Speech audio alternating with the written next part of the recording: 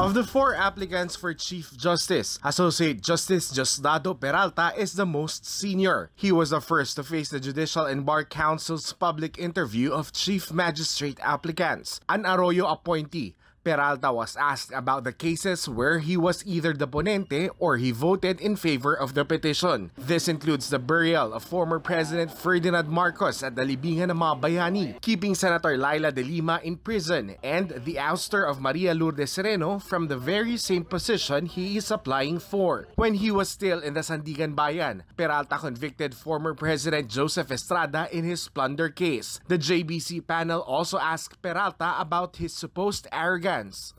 To tell you frankly, sobrang bait ko nga eh. Ang dami kong pinapautangan, hindi ko na nakakalimutan ko na. Peralta became emotional when asked why he deserves to be the next Chief Justice. I think I deserve to be Chief Justice because I worked all these years. I worked very hard all these years. I'm not a top-notch chef. I'm not an honor student. But I think I was able to compensate with the work that I've done. Justice Jose Reyes, a Duterte appointee, defended his religious beliefs, including his views on premarital sex.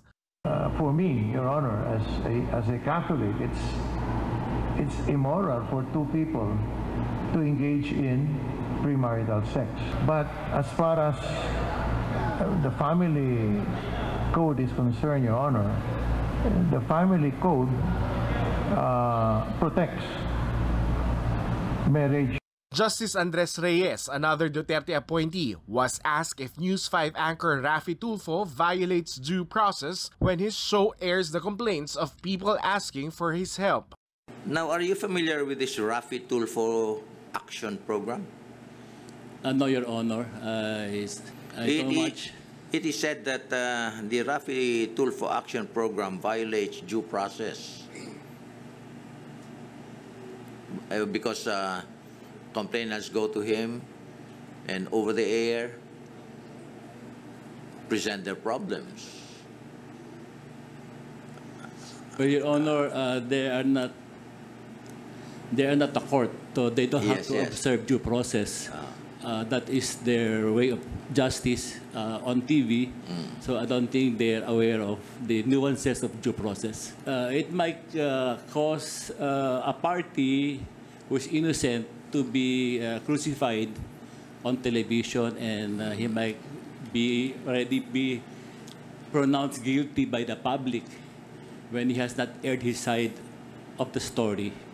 The Lone Lady applicant and Aquino appointee, Justice Estela Perlas Bernabe, meanwhile defended her decisions in previous cases at the Supreme Court, including declaring the Priority Development Fund as illegal. Perlas Bernabe aired an appeal to her co-applicants.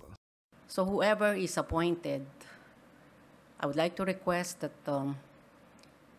he hears his constituents, the problems that they have, and remember that the collective effort is a key to success. And above all, I think he should always remember that he owes loyalty to the Constitution and the people. Chief Justice Bersamin is set to retire on October 18th. The next Chief Justice will be the 3rd Duterte appointee in the President's 3 years in office. For News 5, Dale De Vera, We're One News.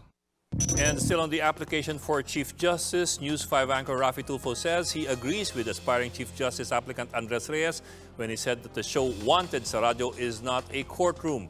Tulfo says he is only doing his best to resolve the problems brought to him, adding that he never tackles ongoing court cases because of the sub judice rule.